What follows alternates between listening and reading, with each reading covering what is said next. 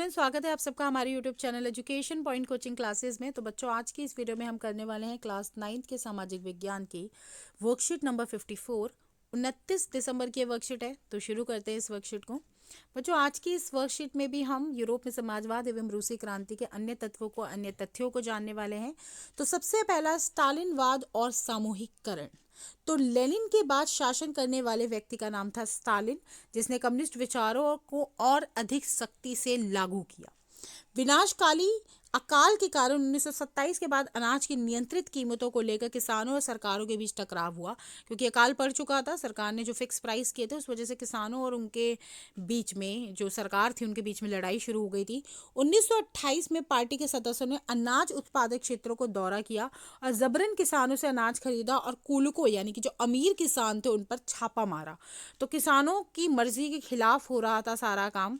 आधुनिक खेतों को विकसित करने और उन पर मशीनी सहायता से औद्योगिक खेती करने के लिए कुलकों का सफाया करना और किसानों से जमीन छीनना, राज्य नियंत्रित बड़े खेतों की स्थापना करना आवश्यक था। यानी कि किसानों से जमीन लेना मुख्य उद्देश्य था और उस पर मशीनों द्वारा कार्य कराया जाए ताकि ज्यादा उत्पादकता बढ़ सके, खर्चा कम किया जा सके। तो वहीं 1929 में पार्टी ने सभी किसानों को सामूहिक खेती यानी कि खोज खेती करने का आदेश जारी कर दिया, यानी कि सब मिलके अब खेती करेंगे।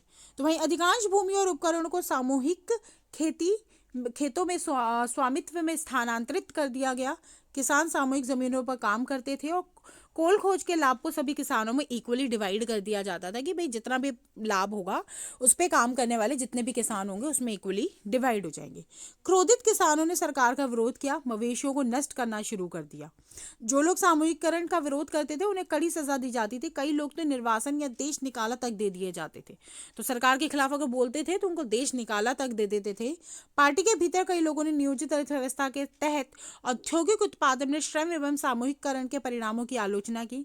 खुद पार्टी के कई लोगों ने इसकी कमियां बताई, लेकिन स्टालिन और उसके हमदर्दों ने इन आलोचकों पर समाजवाद के खिलाफ साजिश का आरोप लगाया और उन्हें भी कड़ी सजा दी, यानी कि अपनी ही पार्टी के लोगों को भी कड़ी सजा जो स्टालिन था उसने दिया। अब रूसी क्रांति का प्रभाव क्या हुआ? सबसे पहले तो रूसी क्रांति द्वारा मेहनत कशों के राज्य की संभावना का स्पष्ट उदाहरण दिया जाता है। सोवियत संघ यानी कि यूएसएसआर ने समाजवाद को एक वैश्विक चेहरा और विश्व स्तर पर प्रदान किया, एक इंटरनेशनल छवि बनाई। अब समाजवाद एक व्यापक उद्देश्य के रूप में सामने आ गया। वहीं मार्क्सवाद, लेनिनवाद, स्टालिनवाद ने समाजवाद के नए तरीकों का भी रास्ता दिखाया। तीनों की विचारधाराएं सेम दिशा की तरफ थी, पर अपना कार्य करने का तरीका अलग था। तो हमारे संविधान में भी समाजवाद लाने का वर्णन इन्हीं के लिए दिया जाता है। वहीं अगर प्रश्नों की बात की जाए, सबसे पहला कूलक कौन थे? तो संपन्न किसानों को कूलक कहा जाता था। स्टालिन का सामूहिककरण कार्यक्रम क्या था? इसे रूस पर क्यों लागू किया था? तो सामूहिकृत की, जैसे मैंने आपको बताया कि सामूहिकरण की अगर हम बात करें तो स्टालिनवाद का मुख्य उद्देश्य यही था कि जमीन जो है किसानों से छीनकर उसको राज्य नियंत्रित कर दिया जाए। वहीं 1929 में उसने पार्टी में सभी किसानों को सामूहिक खेतों यानी कि कोल खोज में खेती करने का आदेश दिया और इसका मुख्य उद्देश्य था जितना भी लाभ आएगा वो किसानों को इक्वली डिवाइड किया जाएगा।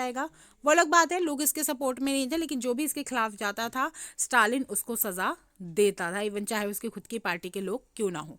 रूसी क्रांति के अगर वैश्विक प्रभावों की बात की जाए, प्रश्न तीसरा, तो ये सारे पॉइंट्स आप इसमें इंक्लूड कर सकते हो कि इसने बहुत से ऐसे देश है जिसके संविधान पर असर डाला है। यानी कि भारत की ही अगर हम बात लें तो इस क्रांति का प्रभाव भारत की जो हमारा कॉन्स्टिट्यूशन है, हमारा संविधान है, उसमें देखने को मिलता है।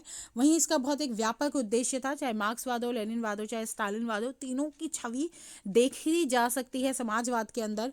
वहीं यूएसएसआर ने एक वैश्विक चेहरा बनाया है और मेहनत कशों के राज्य के रूप में इसको प्रभावित किया है। तो इसी के साथ आज की वर्कशीट हमारी पूरी होती है। मिलते हैं नेक्स्ट वीडियो में, तब तक पढ़ाई जारी रखिए। Thank you so much.